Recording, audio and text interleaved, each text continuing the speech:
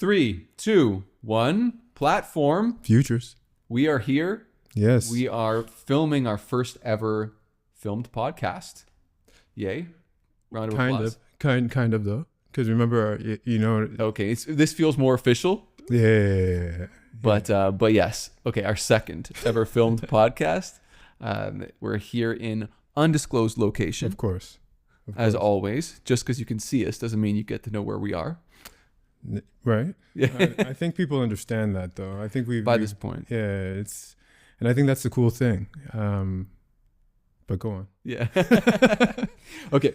So for today, we want to talk about a few different things. The first is, we are kind of at a weird place. I'm not sure if people want to call it a crisis. The word polycrisis has been thrown around quite often in recent times, but definitely things are moving quickly, changing rapidly. Yes. And so this concept of how we can be resilient through crises, how we can learn from past crises, what we can carry forward, and how we can kind of make a crisis fuel for or catalyst for innovation. So let's kick this off. Like just off the top, what comes to mind as I say those words? Like how can crisis be like this alternative energy source for us and drive us? Well, I'm brought back to our first podcast. Mm-hmm. The one that we filmed in some ways, where we were at the precipice. It was January 2020 or February 2020. It was before things kicked off, but we weren't sure how things were going to go. Yeah. And then because we weren't quite sure how things were going to go, we were asking like a less sophisticated version of the question that you're asking right now. Mm-hmm. What are we going to do? Yeah. How are we going to come out of it? Mm-hmm. And what does that messy middle look like? Right. So that's where my mind goes, where I'm like, oh, maybe we're not at the end of it, but like we've been digging deep into this question for a while. For sure. It's a big question. Yeah, it's a cool one too. Yeah. What about you? What comes to mind? So for me, I jump to technology usually with stuff like this. I mean, it's kind of my comfort zone, but I think about what's been the lasting changes that have jumped out since the pandemic. And I think for me, the first thing that comes to mind is like the Zoom call. It's like, it's a double-edged sword. It's like the gift and the curse. It's the thing that's enabled us to work from home. It stood up really quickly. Like Microsoft stock shot up super high, super fast, like during the pandemic. And there's been a number of new entrants into this space. I think there's some consolidation happening now, but generally speaking, yeah, like the Zoom call, the Teams call, the remote meeting, the fact that it's not fully sorted yet. I feel like the experience right now in terms of having this hybrid work environment, we can get to that though, but just that sustained change, like that happened, we flipped the switch, it's here, and now people are in their pajamas at home still in 2025, hopping on these calls, sometimes on camera, sometimes not on camera.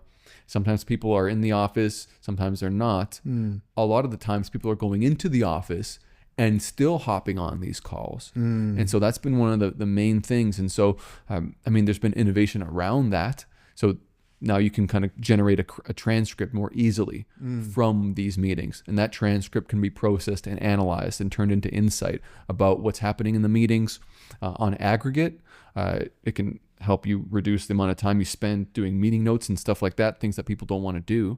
But that's been one of the most impactful. I know it's like, you say Zoom call, it's like people just think about, okay, how much time I spent last week on these goddamn Zoom calls. But also it's like, let's not diminish how big of a change that's been. That's been one of the biggest changes in our lives as knowledge economy workers. So that's what comes to mind.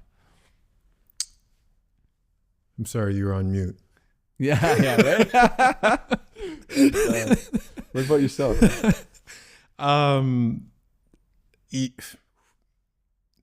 It's funny because I take your Zoom call and I think what that has meant for the entire concept of work. Mm-hmm.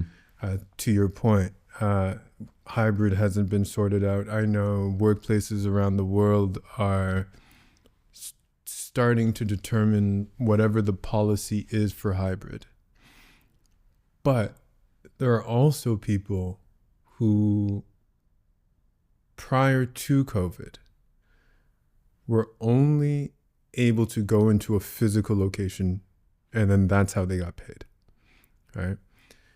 And then now there are certain people that can be anywhere, because by virtue of the Zoom call, you could be anywhere and everywhere at any point in time, and no one really knows. And I think that's to your original opening question about what opportunities have this crisis given us? And it's the ability to create new possibilities in policy, and then run with that. Do you know what I mean? Yeah. Tell me more about that. Tell me more about like how crisis can inform policy design. And so that's a great question. Remember back in the day, we actually did. I don't know why I'm so referential to our previous podcast, but when I was doing public policy at a provincial government, I used to tell my teams, there's wartime and peacetime. mm-hmm. There's certain people that come into government during wartime and then leave during peacetime. Right. And the reason why you come in during wartime is because the rules are different. Right? Like you are pushing the limits of what you can write, and then that becomes the state of play. Right. In a way that during peacetime, there's a lot more, I don't want to take this risk. Mm-hmm. But during crisis, the risk is already laid bare. Mm-hmm. Your job is not to not take risk. Right. Your job is to eliminate the current situation. Right. Get through it. Yeah. Right. And then so that people can come at you. And I think during, like, we name all our crises. So like since we had World War II, which was like a physical war, we had the gas crisis we had the Korean War, we had civil rights. That was that was like a war of color, like actually kind of literally. We had the gas crisis in the 70s, which was a war of like industry. We had the dot-com bubble and burst, 90s, 2000s. Then we had a health crisis. Now we have a trade war. Like, you know what I mean? Like, right. So in between those times, like things kind of oscillate, but the policies take shape for the next situation, right. The next crisis. Right. But industries kind of build out from those. So like, I hope I answered your question, but as I was speaking, I was thinking, in your mind, what kind of industries have actually built out from that point in time, like from a crisis, and then what kind of laid bare and what kind of stayed? Yeah. So the first thing that comes to mind, I think, is online ordering. I'd say like Uber Eats is, I know there's a bunch, right? Skip the Dishes and all these different brands. I heard that Zomato actually, that's out of India, they pivoted to delivering groceries really quickly during the pandemic, and that's an interesting case study in that they were maintaining like an ongoing diversification strategy, where they were looking at changes in the market for some type of trigger to launch a new service. And let's say you'll have to fact check me on that later, right? Yeah. Whether it's Zomato or whether it's a different industry organization, I think that concept's really interesting. This notion of maintaining an ongoing living diversification strategy, where you're like, okay, what would have to be true for me to want to launch product X, Y, and Z? Like, I know I'm in market with products A, B, and C. I'm already delivering food to people, let's say.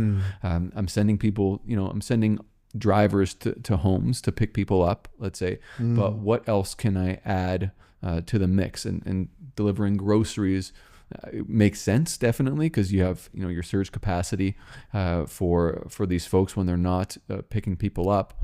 They can go and they can pick groceries up, let's say, right? So that's a natural extension. But that's so long way to answer. The first industry that comes to mind is that. I know there's been a number of them. I think a lot of industries are in kind of a weird place in that there's been massive inflation.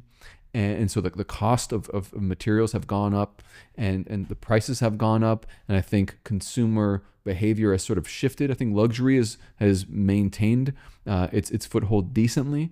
But it's kind of a tough question to answer. It's tough to say who's really made it out beyond technology and these and food delivery is a good example. So that's what I would think of. Do you have any that come to mind for yourself?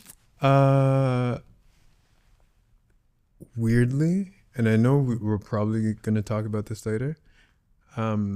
Education. Okay. I think that education has kind of upped its game. In terms of not the need for more education, but the rethinking of what education even is anymore. Right? The micro-credentials and stuff. Yeah, your micro-credential is like, sure. I remember when I'm a little older now, but I remember when we were young, the notion of the degree was, you got to have. And then after that, it was, okay, now everyone's got degrees. Cool. Now get a master's. Okay, now certain people have masters. Cool. And then if you had a master's, it meant. But now, like, I don't care if you have a master's. What have you done since? Yeah. Right? Like, and I think where I'm most surprised is the concept of the university. Like, I don't know if this is an AI thing, and education has coupled with AI to then create low barriers of entry, and then whoever you self-select yourself into a micro-credential, or educational institutions as institutions felt that they were at an existential crisis. I'm using a lot of big words for no reason, but like, and then they like pulled out of, we need people in the school. We need people in the school to we just need to give out education and charge our fees as such to maintain whatever. But I think in a really, really, really weird way, they pivoted. The ones that did it best pivoted out and are making a bunch of cash. Yeah. What comes to mind there is all these like little certifications that you can get in kind of like trending business topics. Yeah. And I mean, they've sold me on a number of them. 100%. Right. And so, yeah, that's really interesting. The other day I was at an alumni event and I was interacting with people that were depressingly young and bright. And they had these micro credentials attached to their degrees where it's like, yeah, I'm studying business, but with a minor in, it's not a minor, but a specialization in consulting, let's say. Yeah. So an industry focused specialization for business, I think that's a no-brainer. That makes a lot of sense, but that didn't exist. Even that, right? We had functional breakdowns. You can get into marketing, finance, etc. But the industry specificity, I think, that's an interesting maneuver there. And I think it stems from a little bit of feeling exposed from the educational industry's perspective. So that's a great, I think, example of crisis fueling innovation. Yeah. In that. I recall there being a lot of pressure. There still is, but it felt like it hit a fever pitch kind of early pandemic, or maybe even in the lead up, where a lot of like influential people were talking about the fact that a degree is not buying you what it should. Yeah. You should take that money, spend it elsewhere, like start and fail 2 businesses and you'll be better off. Yeah, the Peter Thiel scholarship. All this stuff, right? Yeah. And so these alternatives started popping up And then they had this kind of oh shit moment where it's like, what's the ROI? And it's actually pretty easy to track, right? If you don't have a good placement rate post-graduation within a certain amount of time, it's not doing what it's supposed to do. I agree. Right? I agree. I will take that and play with it a little bit more. I think what we've been able to do with education, and we don't have to get stuck on education, but education has coupled itself with brand. Mm-hmm. So the micro-credential, you can micro-credential your way into something from the concept of university. But then when you're out, now that you've had this old system, you're like, yo, I got my undergrad from this old system. Mm-hmm. Went and got experience. After experience, pulled back out, and then got these micro-credentials or specializations or took these courses. Because before we used to, LinkedIn, before we used to only post degrees. Yeah. Now we're posting courses. Mm-hmm. It's like, hey, I spent 3.5 weeks, sometimes a week. Yeah. It's like, I spent 5 days learning, bro. I was on Coursera for a few minutes today. Look at what I took, right? Look at the initiative. So it's kind of reshaped the concept of brand. Mm-hmm. And I think during this particular crisis, when we speak about the pandemic, the economic uncertainty that we're still not fully out of, mm-hmm. But the notion that the pandemic brought us into our homes and made us reflective, introspective, almost literally and figuratively, mm-hmm. it created an environment where you had the opportunity to come out of it in whatever shape you wanted. Mm-hmm. And then now we're at a situation where we're just like, all right, cool. Like, what are we dancing with? What are we playing? Like, what game are we really playing? And where do we want to go? Knowing that when we were in the house, technology flipped. Right. So I think this education concept, I know we've been playing with it a bit, is actually a pretty good transition into the second topic, which is like how artificial intelligence can become something that doesn't just, automate our jobs away. It becomes something that unlocks creativity. And how I'll make the tie-in is, within the platforms that people are using as part of their day-to-day jobs, be it, Microsoft, Salesforce, what have you, this notion of micro-credentialing or upskilling and education is actually becoming built into these platforms themselves. So of course you've been able to become certified in X, Y, or Z within these platforms, but I'll tie these concepts together in that it's like, okay, if AI is going to help you do things faster, let's say, remove some of the mundanity from your job, within the platforms that are introducing AI, you have the opportunity to do more education to sort of feed your future self, your future career, right, and kind of craft that, and so like that's, I think, a really big opportunity. I think it's daunting because there's a lot of different offerings, and it is sort of choose your own adventure to an extent. They're getting,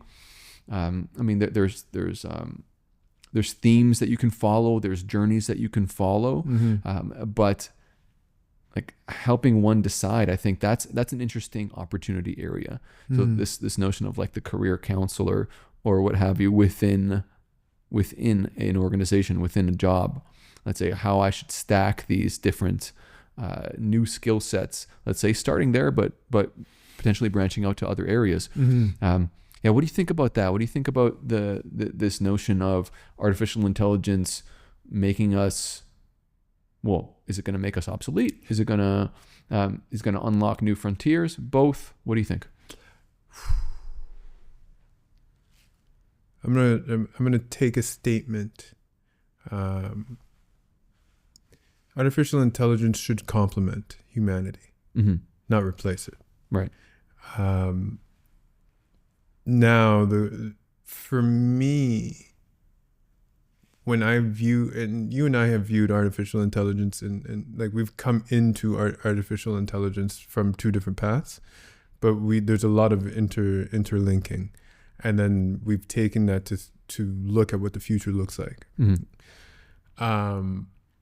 my focus on the artificial intelligence is the human-computer interaction. So the human interaction with whatever they're doing, right? Because I don't think that we impose technology on people. We impose technology on the technology that people use.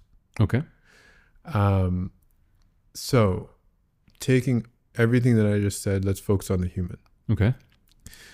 What are we doing for the human to optimize their experience with the world through the use of this new technology? Yeah.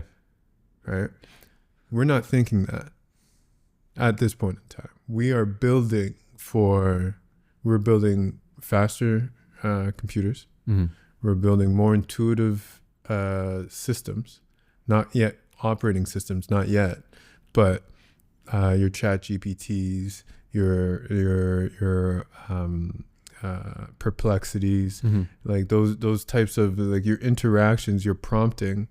We're not like the biggest thing that I've spoken to with people when they interact with artificial intelligence is they don't know how to prompt.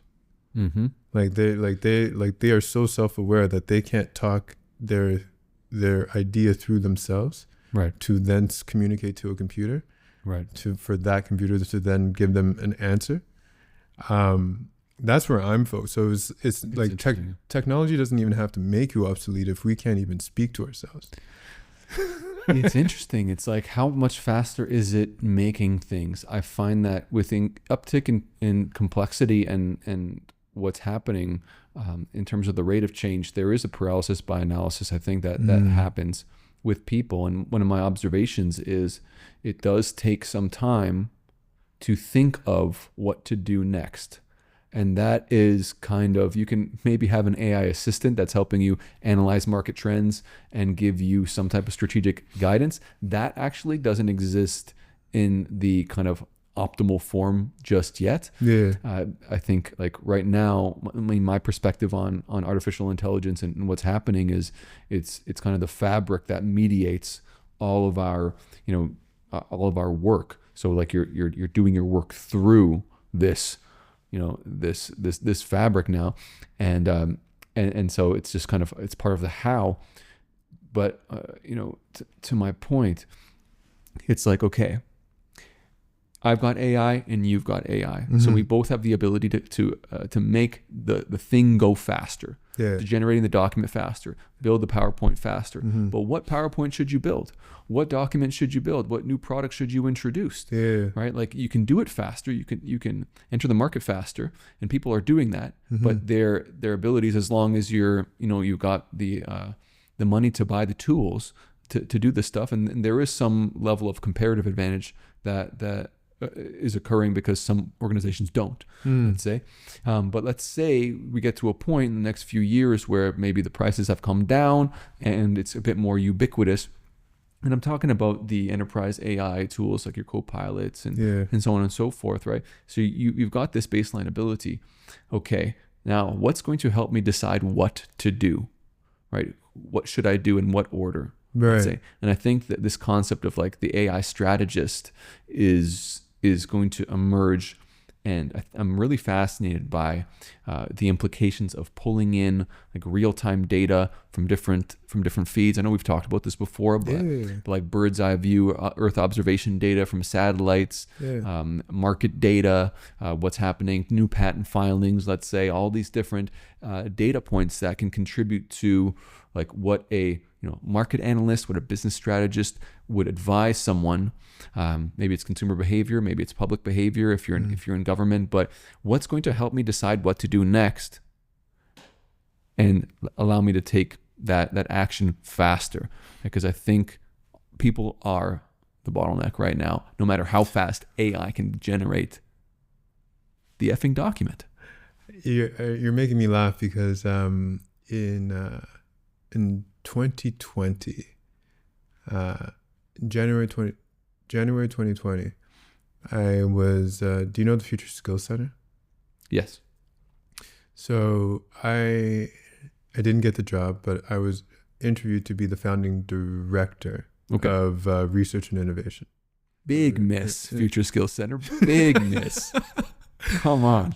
And when they were asking me this, something similar, they're like, what do you want to do about future skills? And I was like, well, here's my background, so on and so forth. And I said, I want to solve the people problem. Okay. And they were like, what the hell do you mean? You talking about me? And I was like, the fundamental, and we've spoken about this even on the podcast again, it's like the fundamental problem that I've found studying the history of humanity through sociology, philosophy, political science, whatever, psychology even, is we take too long to make a decision. Mm-hmm. I'm guilty of it too. Me too, for sure, right? 100%. And we take too long to make a decision because we actually haven't gamed out what the decision that we're actually trying to make is. So when it comes to building skills, it's like the question is not what skills should I build, it's what do you want to do with it? Mm-hmm. Jordan Peterson, you keep the aim, the path follows, right? So you have to have the aim in mind. When it comes to AI, I know you know this, but this is like my research is on like the way that decisions flow through your body, and then building out the algorithms for that to be in whatever it needs to be in, whether it's a human or AI. So it's like a human intelligence within an artificial intelligence, which leads to the point of the strategist, because it's never the move that you have to make. It's the move that's after the move that makes the move. So we get stuck on the next one, but it's not that. Like that's almost irrelevant, because at some point you're going to have to take the step. Well, sorry, and also one thing that stuck in my mind recently was this is by Scott Galloway. It's people don't factor in the counter move of the competition. To your point about the next move, like the move after your first move matters, because like, okay, and to the point about everyone having AI, it's like, okay, I'm going to make this move, but then I'm going to reduce my price. Well, they're going to reduce their price, and then what are you going to do? Exactly. So, which is why I stopped reducing prices. Yeah. Price gone up. So. Well, yesterday's price is not today's price, man. Like, and the reason being, it's like, all right, cool. If I reduce my price, you reduce your price. If you have more wealth than I do, you could reduce your price to zero. And if I reduce my price to zero, I go broke. Right now, you acquire me for free. So then I can't touch my price anymore. In fact, I have to raise it. And it's like, if it's your barriers to competition are price, reliability, function, and convenience. All right. I'm not going to be the most convenient, but I'll be reliable and functional. And then out of the reliability and functionality, I'll be functional. So I will up my functionality, secondary skill set, reliability, and then my two drawbacks are price and convenience. So now you only have to come at me if you want this type of quality and at this type of like level of thinking. Right. Why is that important? Because now it eliminates all these decisions. Right. I've just, because I focused on both functionality and reliability, I don't have to worry about my next moves. I'm just goal. Right. How I get there, adaptable. Similar to the way an AI works. It's like, all right, input and then perceived output. Sorry. The neural network, that black box, no one knows what's going on there. Right. We're still trying to figure out. We built a whole bunch of systems and we don't know how it works in the middle. Right. So why assume that we know what goes on within ourselves? Just put the goal and then say, all right, cool, I'll figure it out.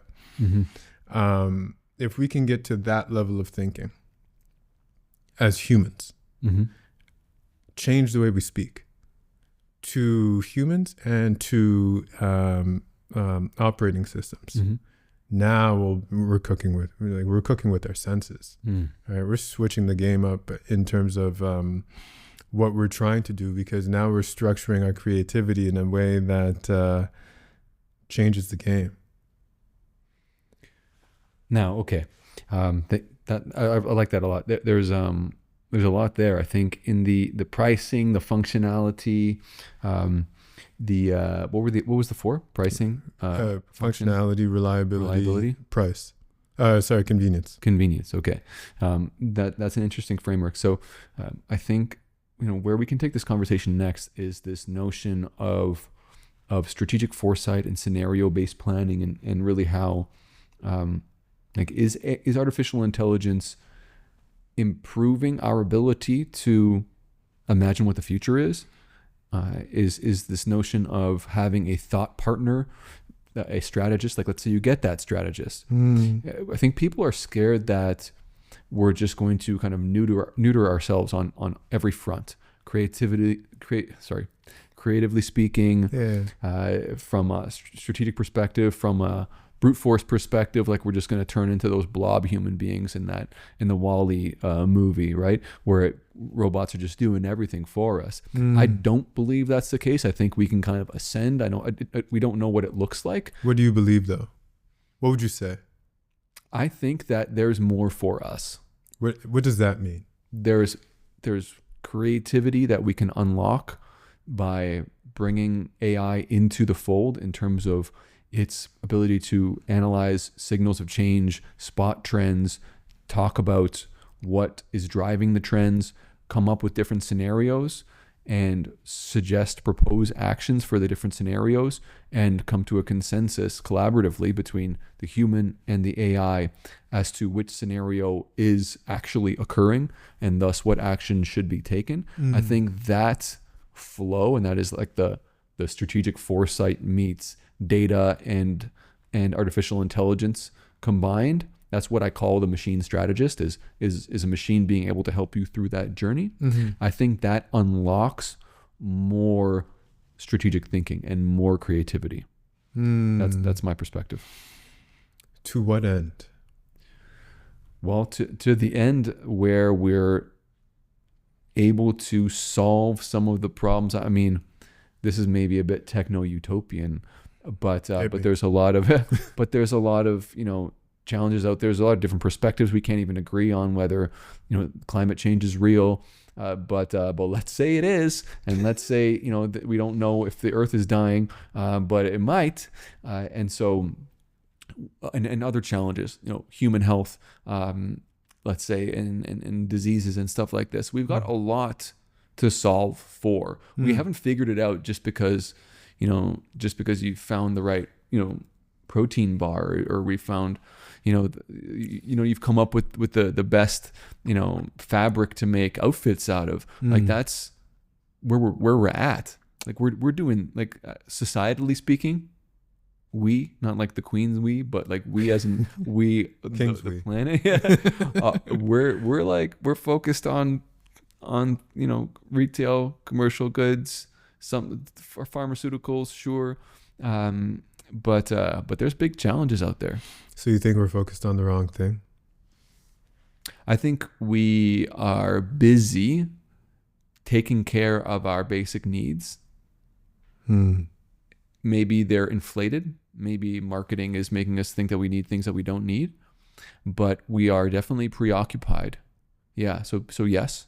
But also, when you have that there's that phenomenon where sometimes you have a list of tasks and you procrastinate on the most complex, most difficult tasks, and you do the things that are easier first. I think we're doing that a little bit with the real big elephants in the room. And it's because we don't really know how to go about solving those.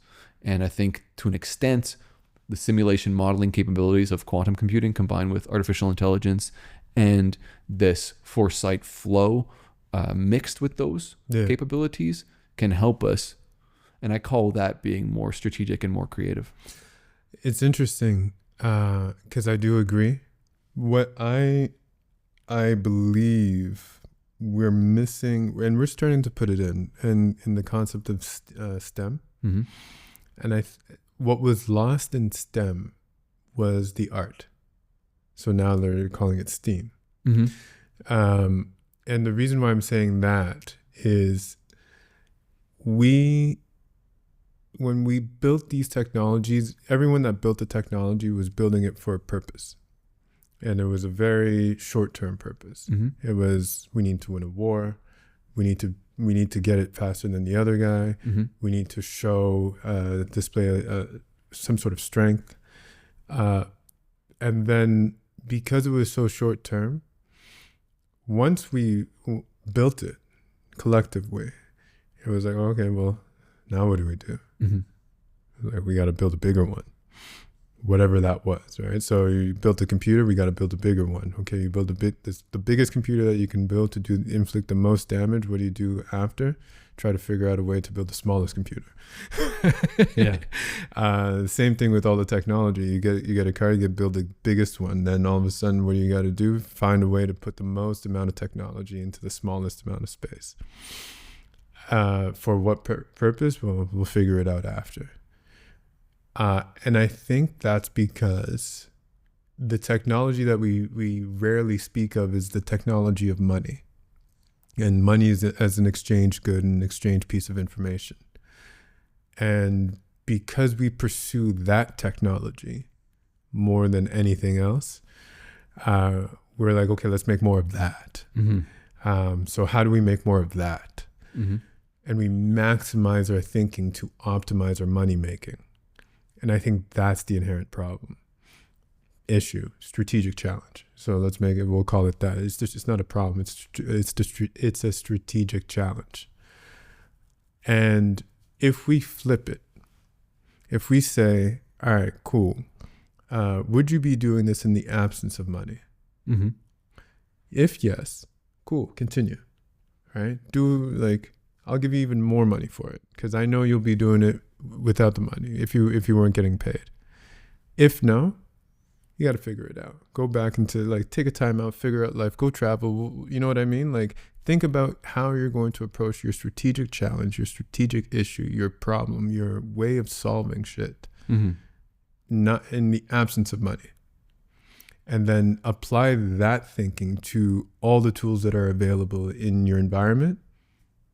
Again, now you're cooking with your senses. You're shuffling your senses, actually, because you're using a listening tool that's not your ears, right? It ends up feeding back to you visually. Like, hey Siri, what is the coolest, most enriching, most meaningful and impactful thing I could be doing with my time right now? Yeah, based off of everything. Yeah, based off what you know about me. Yeah, and what you know about the world, and what you don't know about me. Yeah. Right? A lot of the questions that we ask about technology is based off of the inputs that I've given you. Yeah. How would you respond about who I am? It's like, all right, cool. Based off of what I know of you, who do I think you are? You're a different person to every single person that you meet. Right? So it's not based off what you know, based off what you don't. Base camp out of that and start making moves because now you're going to surprise yourself. And I think, not to get governmenty, but that was a big part of my previous life. I think that's where I wish more policymakers played with in that space. They play out of the space of, and they have to, management of resources, the stewardship of public goods in defense of making the wrong action versus, regardless of where we are right now, look at where we have to be. And then let's pull ourselves there. And then once we're there, build a resilient institution that brings enough people along. But we don't do that.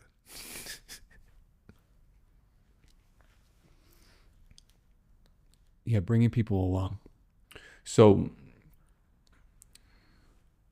I think we just keep going. Yeah. In terms of bringing people along, there is an ongoing debate about how AI is going to change the future of work, what new job categories will be created, how people's jobs are going to change, how cultures are going to change. One of the things I've been thinking about is this notion of having, a world where everything is mediated through artificial intelligence. Do you need the same amount of people to do the level of productivity that you require to maintain a sustainable business model or what have you, or what needs to change, what needs to change in terms of the job, the roles that we're seeing.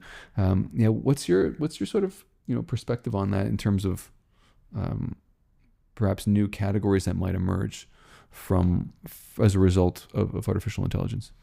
So I'm going to answer your question, but when you say new categories, what comes to mind, and I want to ask you this, is the way that, to the extent that we can, change city landscapes and office space. Because I know at the beginning you spoke about hybrid, and like, so I'm going to answer that in a leading question back to you. Sure. So, job categories. I think it's an era of, well, we spoke about it actually, in terms of education. Mm-hmm. I think that the job categories that will be created are based off of the individual. Mm-hmm. And I think that for automation, for example, before you automate something, you have to standardize something. Right. And when you standardize something, before you standardize something, it has to be commercialized. So you commercialize it, enough people buy it, they figure out what they want, masses come in, masses go out, you standardize the platform. After the standardization, you personalize and automate. Mm-hmm. I think the job categories are going to be based off of that. Okay. So to the point that you made earlier, you're in a class, this person is has got a marketing degree, and now they know that AI is a baseline, so they can't just market, they got to market to specialized niches. Mm-hmm. But those niches are going to be massive. Mm-hmm. Whereas before we were making movies to attract a massive audience, now we're making, through social media, through the hyper personalization of mass market, we're creating specialties and specializations for a large number, a large minority of people who are more dedicated than the average consumer. Mm-hmm. So someone, like one person, is going to spend their lifetime savings on whatever it is that you, David Glazer, you do, versus 100 people spending $1 on you. Interesting. Right? So I think that with AI, there's going to be the possibility of people who are so specialized in specific aspects of humanity that they're going to just target you in ways that you wouldn't be able to truly understand. And I think that is both terrifying, but it is also a reflection of humanity. Because there, as it stands right now, you and I have similar skill sets, but they manifest very differently. Right. So answering that question and then kind of putting it back to you, given what I said, how does that change the nature of the office? Yeah, no, that's a great parlay, in that I think none of that happens. None of the unlock of AI happens without the trust between people that is necessary and can only occur with more human to human interaction, like in the same space. And I love the freedom that remote and hybrid has brought. And I'm not advocating for a return to the the before times, but I think there's an in-between zone right now. And so maybe the question directly in terms of creation, I think, of jobs right now, there's this vacuum in terms of who is figuring out what the office is going to actually be. There's different configurations, there's different ways of doing desk layouts and stuff like that.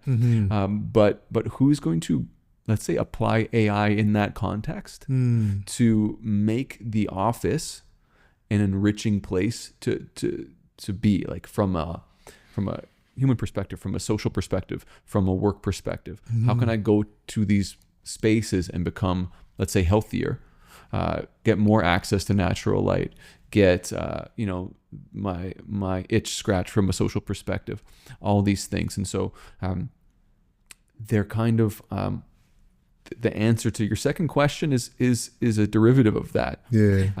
I think that office spaces are going to start to incorporate technologies that are more catered and bespoke to the individuals that are going there. So like, and it's based off of the need. So right now I've been going through a stretch of time where I've been working from home a lot. I've had sick kids. Okay. And it's been a sick kid, singular, but it's been a stretch. Okay. And I've noticed my posture has deteriorated. My mood has deteriorated, a lot of things. And so, okay. How can going into the office, and maybe that's a lot to put on these folks, but these folks, as in the employers, the people that are managing these spaces, but it is the operative question: how can you make your employees more productive by making them healthier and happier? And how can the office do that? There's a couple things. Okay, there's ergonomics, of course. I mentioned access to natural light. There's the latest and greatest from a tech perspective in terms of just the tools that you're using, right? There might be tools that are a bit more multifaceted. Like we're in a podcast recording studio right now.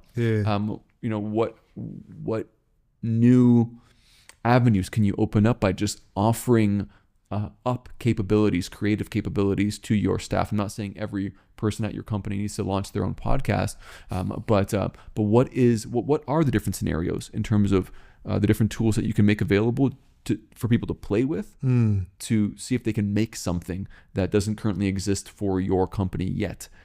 I know this is a long answer, but I'm passionate about this concept. I know we've spoken about this, right? Before. Yeah, and even like with a venture I'm working with, I'm doing a shameless plug, right? But WellWave, so WellWave's got this algorithm that detects the stress level of the person that's interacting with content and adjusts that content so that it reduces the stress level. Okay, and that's kind of what I mean by that, like how AI is going to integrate into the office. Let's say maybe when you get into embodied AI, and this is getting further out there, but what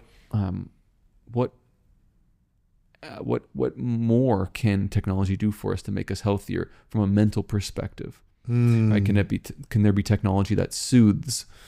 Can there be if it's going to mediate everything that we do? To what extent can it